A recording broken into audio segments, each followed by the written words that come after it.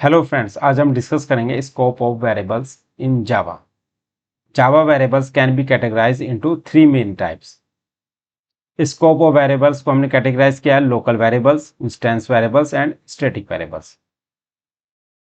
Local variables, variable declared and use inside the method called local variables. जो variables को हम declare करते हैं एंड यूज करते हैं inside the method called local variables. Note, declared inside a method constructor या block.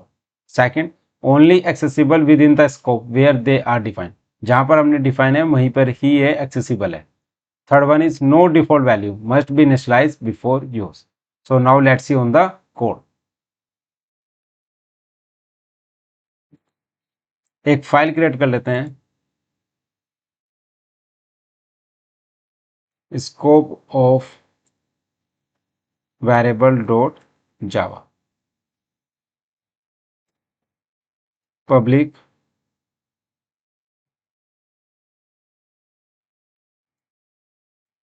Class file name scope of variable. यहां पर हम एंट्री पॉइंट लिखेंगे ताकि वो जावा का प्रोग्राम एग्जीक्यूट हो. एंट्री पॉइंट क्या होगा? जहां से एग्जीक्यूट होता है. पब्लिक स्टैटिक वॉइड में स्ट्रिंग आर्गुमेंट्स. यहां पर प्रिंट करेंगे system dot out dot print line hello. यहां पर हमने क्या किया? एक क्लास बना ली है scope of variable. File name and class name should be same. Public static void main basically इसलिए लिखते हैं ताकि प्रोग्राम जो हमारा एग्जीक्यूट होगा इस फाइल का कहां से स्टार्ट होगा? पब्लिक स्टैटिक वॉइड मेन से. इसको हम एंट्री पॉइंट भी बोलते हैं एग्जीक्यूशन के लिए. और इसके अंदर मैंने प्रिंट कर दिया system dot out dot print line hello. एक क्लास और बना लेता हूं मैं यहाँ पे. Class employ. यहाँ पर उसके अंदर मेथड बना लेता हूं public static public void display details. इस मेथड के अंदर हमने ये पब्लिक है और वॉइड हमने इसलिए लिखा क्योंकि हम इसमें रिटर्न नहीं कराना चाह रहे. यहाँ पर हम डिक्लेयर करेंगे string name John int age equal to 40 semicolon. अब यहाँ पर हम क्या करेंगे? इसको प्रिंट कर देंगे system dot out dot print line. यहाँ पर पास करेंगे नेम नेम एज एज. ये हमने क्या बनाया? Display details function. अब हम क्या करेंगे? इस जो क्लास हमने बनाई है इसका ऑब्जेक्ट क्रिएट कर लेंगे. यहाँ पर एम्प्लॉय क्लास का हमने क्या बनाया? EMP object new employ. और इसका हमने मेथड कॉल कर लिया ईएमपी डॉट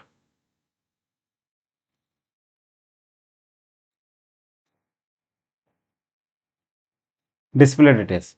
ये जो वेरिएबल्स हैं जो हम वेरिएबल लोकल वेरिएबल्स होते हैं वो किसके अंदर डिक्लेयर करते हैं? मेथड्स के अंदर. यहाँ पर हमने डिक्लेयर किया है ना, तो ये क्या हो गया? Local variable name and as.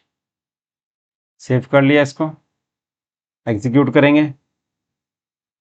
Java C file name scope of variable dot Java.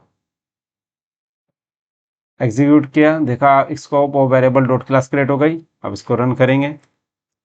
Java scope of variable. यहाँ पर वी स्मॉल लिख दिया मैंने गलती से, इसको सही करता हूँ।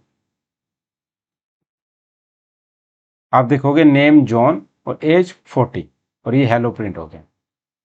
तो इस तरीके के वेरिएबल्स को क्या बोलेंगे हम? लोकल वेरिएबल्स, क्योंकि ये हमने किसी मेथड्स के अंदर डिक्लेयर किए हैं और वैल्यू को इनिशियलाइज किया है।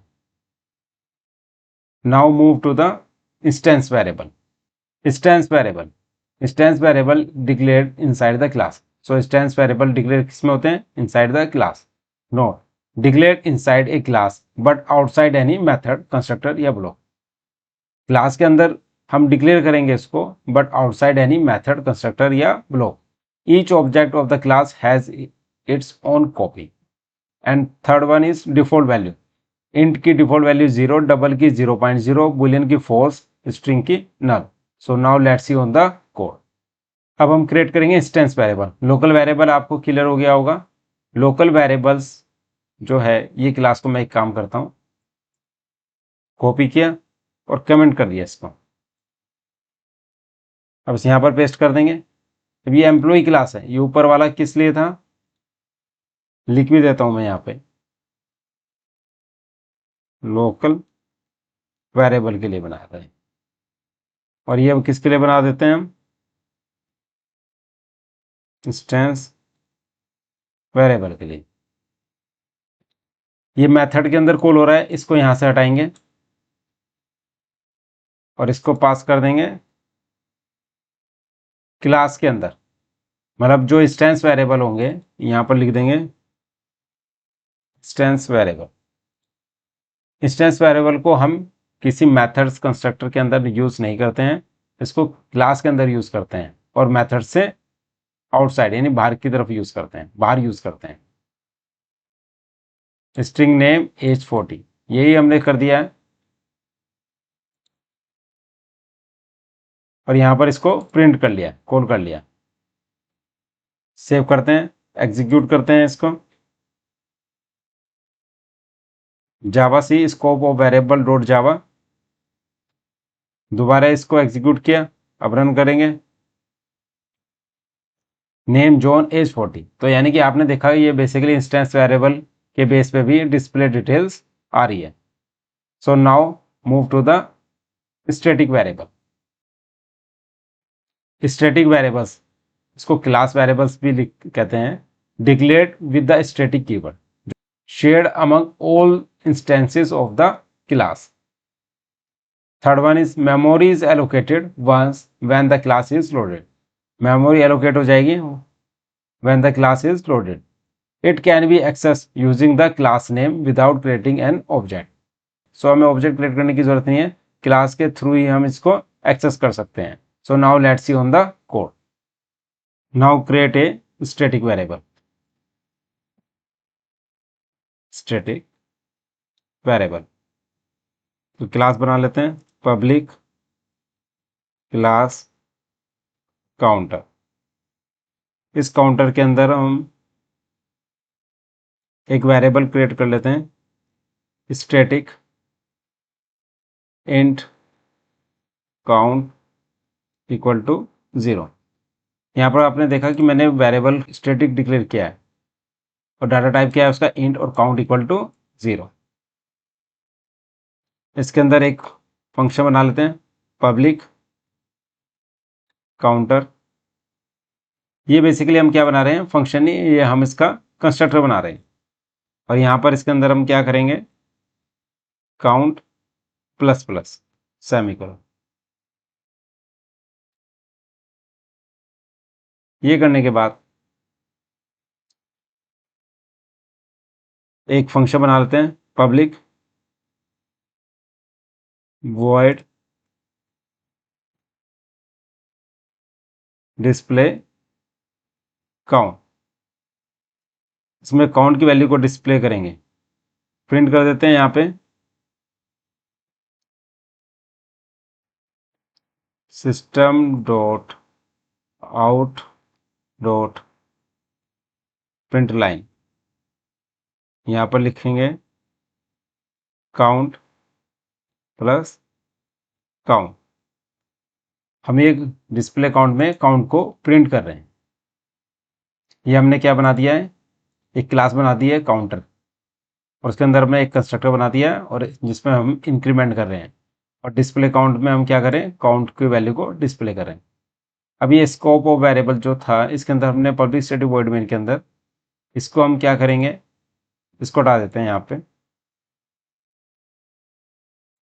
क्लास काउंटर, इसका ऑब्जेक्ट बना देते हैं my count equal to knew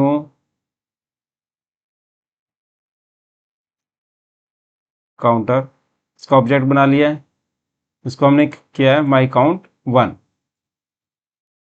my count 1 dot display count. ऐसे ही हम क्या करते हैं, इसको सेकंड ऑब्जेक्ट क्रिएट कर लेते हैं, और ऐसे ही हम इसका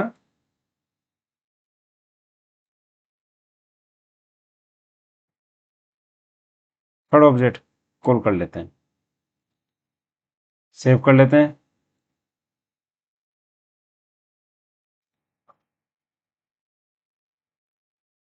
रन करते हैं जावा से स्कोप ऑफ वेरिएबल।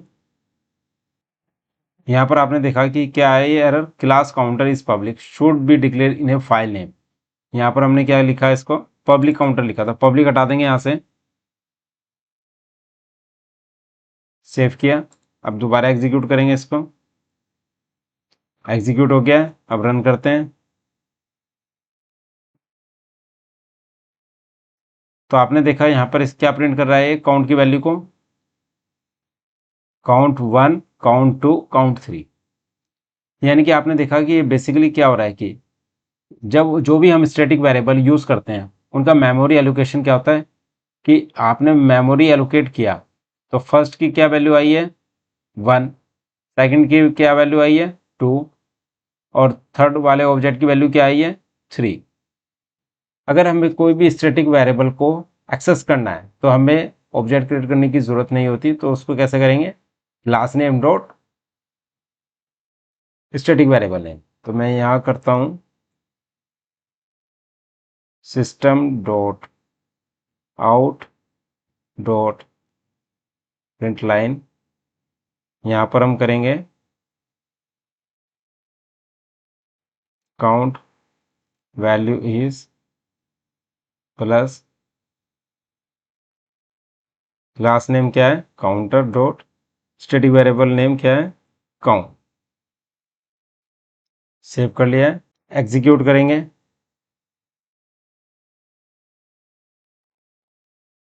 एग्जीक्यूट हो गया। अब रन करेंगे इसको, तो आप देखेंगे काउंट वैल्यू इज 3। ये नेम जोन और एज 40 तो ऊपर से आ रही है एम्प्लॉय क्लास से, और ये काउंट 1, काउंट 2, काउंट 3 यहाँ से आ रहा है उस काउंटर वाली क्लास को, यहाँ पे हमने इसका ऑब्जेक्ट बना के कॉल किया है। और लास्ट वन ये काउंट वैल्यू इज 3, तो मेमोरी में लास्ट वैल्यू क्या प्रिंट हो रही है, काउंट की 3 आ रही है। तो इस तरीके से आपको स्टैटिक वेरिएबल क्लियर हो गया होगा। मैंने आपको local variable, instance variable and static variable तीनों के बारे में बता दिया है। So kindly subscribe my YouTube channel. Thank you so much.